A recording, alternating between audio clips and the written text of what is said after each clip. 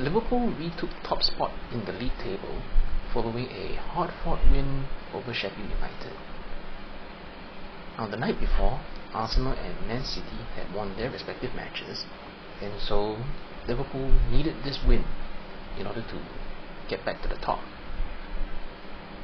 Now, the stats show 29 shots, 83% possession, almost 800 passes, 13 corners. Statistics like these reads like a match of total domination, comfortable win. But in truth, I feel like the match wasn't quite that straightforward. Now, although Liverpool did have that much possession, Sheffield United defended very compact. They kept their shape well, and oftentimes they never really let Liverpool get the ball into dangerous areas, never really let them create that kind of dangerous chance that really worked the goalkeeper and such. A number of Liverpool shots, I believe, came from outside the box and stuff like that. And in fact, it was Sheffield United that almost scored first. Free kick routine, the cross came in, got to an Ahmad player at the far post, and the shot was on target, and Keller had to save it, and that was just within the first minute. Imagine the complexion of the match. Imagine how the complexion of the match would have changed if that shot went in at the first minute. Now, Liverpool's first goal, it came quite fortuitously. A back pass to the Sheffield United goalkeeper. He had lots of time, to play a pass, clear the ball, anything. But he was cleared down. But Darwin Núñez, he chased the ball down, put pressure on the goalkeeper. The goalkeeper kicked the ball. It bounced off Núñez, bounced off his foot, I think, and it just bounced back into the goal.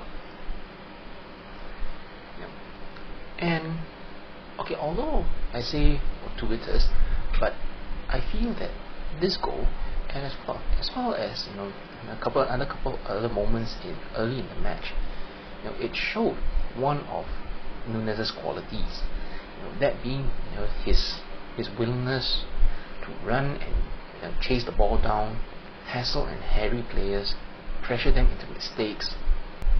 I recall even before the goal, there was a passage of play.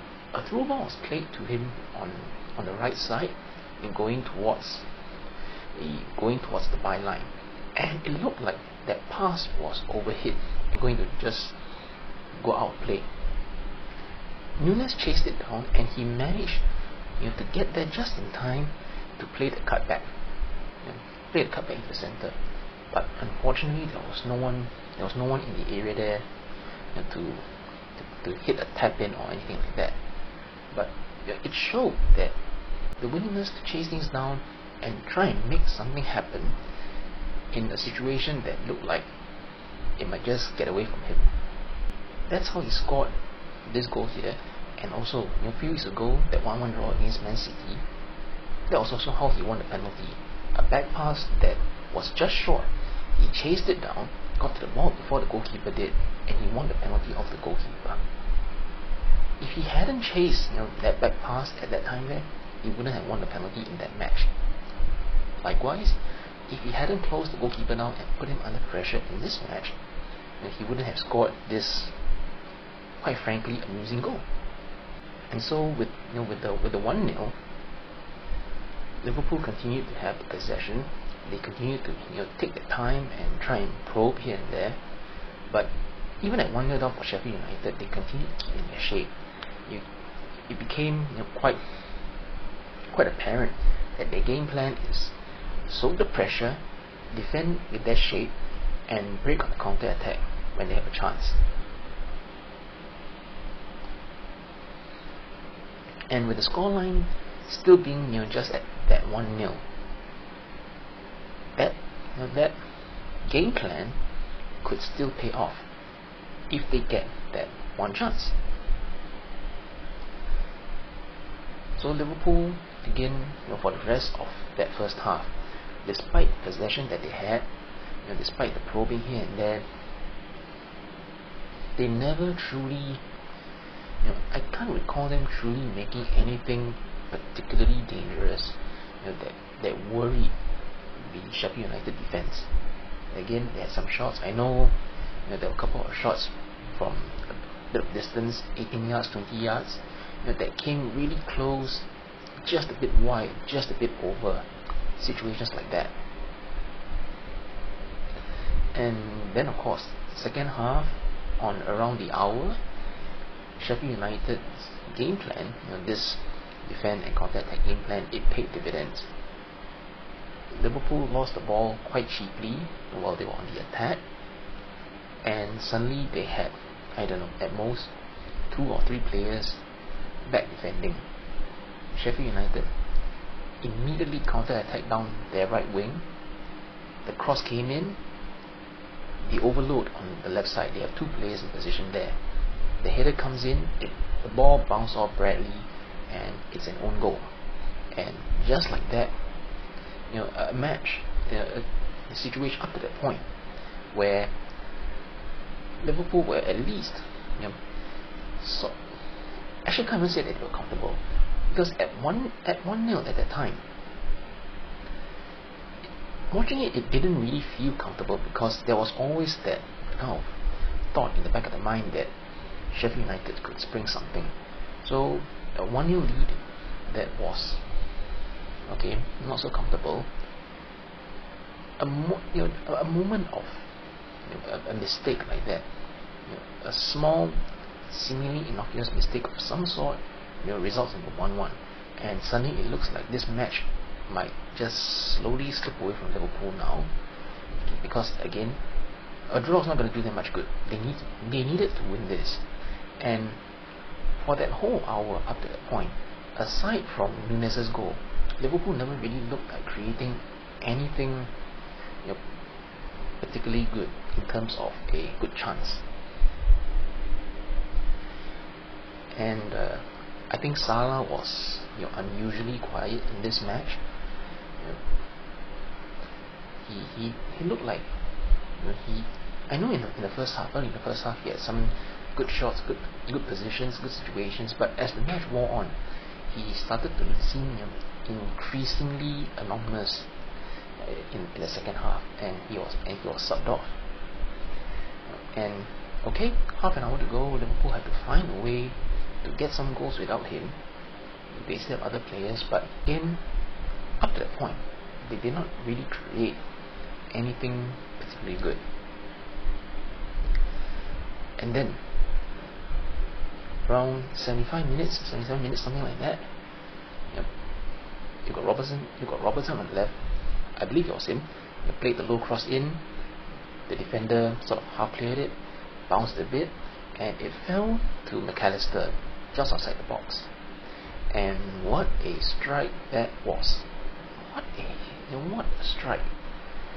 The shot, it was a little bit with the outside of his foot, because of the way that the ball swerved, right? It's an outward spin, so it veered to the right, away from the goalkeeper, all the way into that top right corner at the back of the net. It was just a crisp, clean hit, just perfect. And like that, it's a 2-1. So equally, in a almost out of nothing type of situation, with which Sheffield United scored the equalizer for the 1-1, this was also a bit of a out of nothing situation. Just a hit of quality from McAllister for the 2-1, and just like that, Liverpool again, they're in the lead, and hopefully this time they could keep control of the situation and not concede again. Now, of course, at 2-1 with this 1 goal lead, there's still that kind of nervousness, because again, the game plan which helped Sheffield United go from 1-0 down back to 1-1, it could also easily apply to go from 2-1 down to 2-2. Granted, they didn't have a lot of minutes to do it, but there's always the chance. If they kept their shape well and caught Liverpool off guard, they could spring a counter attack and make it 2-2. So, just watching as a fan, that was also on the back of my mind. And there was the worry, the nervousness that something like that might happen. But thankfully, 90th minute, that early cross from Robertson and a perfectly timed run from Gakpo and that header in the bottom corner, I like that as well. I like that. That looked like a confident header, a confident striker's header, well placed into the corner. I said before about Gakpo that in recent weeks he looked like he was just utterly bereft of confidence. He looked like just hanging his head, despondent whenever he missed a chance and stuff like that. And I also expressed before a worry that if things was bad enough for him to the point where even scoring a goal would not boost his confidence, then that would be really worrying. And so I'm glad for him that he managed to score this goal, because I really hope again that he's able to, that this goal can boost his confidence, can boost his form, help him to kick on. Now I understand that Gakpo has scored something like 14 goals in all competitions this season, which is quite a decent tally. But again, I think those goals sort of came in purple patches here and there, and much like his form and confidence, it's gone through peaks and valleys, up and down at times. And so when he's in good form, he's confident, he's on it, he can be very good. But when he is not having that kind of confidence, when he is off it, when he is not doing too well, it can get very bad. So it's almost like two extremes in a way. And just again, hopefully this can help him to kick on, especially for the final month and a half, final 2 months of the season. And I feel like all three goals show different types of qualities, right? Again, the first goal by Nunes, that willingness to run, the willingness to close the ball down, the willingness to hassle and harry opponents into making mistakes, forcing them into mistakes. And when I look at it, it kind of reminds me a bit of Sadio Mane, that kind of aggression, also not shying away from the physicality, not shying away from the physical side of the game. He's not scared of a physical challenge. When I look at Nunes, he seems to me like the kind of player who wears his heart on his sleeve. At least that's the impression I get of him, and I like that. In him. I've said before that Nunes has a lot of tools, a lot of tools needed to be a very good striker, maybe a world-class striker. The thing that had been holding him back before is his wastefulness in situations where 9 times out of 10 he is expected to score. I described him before as capable of missing from 2 yards and capable of scoring from 22. If he can score from both 2 yards and 22 yards, that would be excellent. And then the second goal, McAllister, and not just for the goal that he scored, right? McAllister's overall play, the way he controlled the midfield, the way he found space, skip past challenges, the way he is always also able to be in the right place defensively to stop attacks before anything serious happens. An all-round midfield contribution, defensive awareness, defensive positioning, midfield creativity, and also again the goal that he scored. That goal reminds a lot of people of Steven Gerrard, because that's the kind of goal that he was famous for. And McAllister also has that in his locker.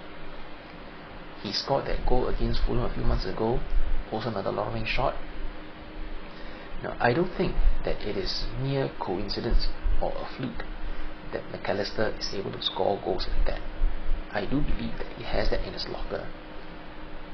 And even after the goal, he had that free kick laid on, curled it and just hit the post. Hit the post or hit the crossbar. That was very close. Such a good midfielder. And then finally, and in fact, so now the third goal, the one that Gakpo scored, I think that is probably one of the few times, maybe the only time, where Liverpool actually created a chance that can be considered somewhat close to a big chance, clear-cut chance. But granted, at that point that was already 2-1 and just getting to the 90th minute, so Sheffield United were also pushing forward, trying to attack at that point. But it also kind of goes to show that Liverpool needed to be ahead in the game in order to force Sheffield United to finally open up at some point during the match. And that goal, again, nicely taken header. It's a confident header for the 3-1, sealed the win. So again, despite the 2-goal margin, and despite the statistics suggesting a dominant, comfortable win for Liverpool, the match, for the majority of the duration of it, was not comfortable. It was not easy. It was hard fought, and Sheffield United made Liverpool work for that. They really did. But again, at this point in the season, it's about the results. It's about getting points on the board. The performance may not have been perfect. The performance may not have been smooth, fluid. Yeah, it may not have been perfect or fluid, but it got the job done, and that's what matters. And so now, as far as the title race is concerned, it's as you were going into into this set of matches. Liverpool, Arsenal and Man City all won their respective matches. So now, the top of the table, 70 points, 68 points for Arsenal, 67 for Man City. The gap is still like that. Just that now, there's one less game for everyone to play. And so now going into this weekend's matches, you've got Man City going away to Crystal Palace, and Crystal Palace can be a tricky place to visit for any team. Arsenal have to go away to Brighton, and Brighton, despite their recent patchy form, or rather I should say probably a dip in form these past few months relative to where they were in the season for the first few months. Despite that dip in form, Brighton on their day can still cause problems for any team in the league. And then of course, the main event of the weekend, Man United against Liverpool. Two big rivals, two historic rivals, rivalry that goes back decades upon decades. Now of course, Man United are reeling from that 4-3 loss that they suffered against Chelsea, leading 2-3 in the 99th minute and end up losing 4-3 in the 101st minute. And I think very likely Man United will want to take out their anger on Liverpool. But that said, regardless of whatever the result was against Chelsea, whether it's anger at losing in that manner or the joy of winning if they were able to hold on for the 3-2. One way or another, a big rivalry match like that, practically a derby, I'm quite sure that Man United will want to turn up for this, as much as Liverpool do as well. Over the years, no matter how good or bad each team was, more often than not, you can expect both teams to turn up for this match, and it's bound to be hard fought. Just a few weeks ago, Liverpool already lost 4-3 in the FA Cup again, at this same place at Old Trafford. And it was a match that Liverpool were favourites to win, going in. So it goes to show that even as good as Liverpool have been this season, and even if they are favourites to win this match, I wouldn't discount Man United, because if they turn up, and I expect them to, they can still cause problems for Liverpool.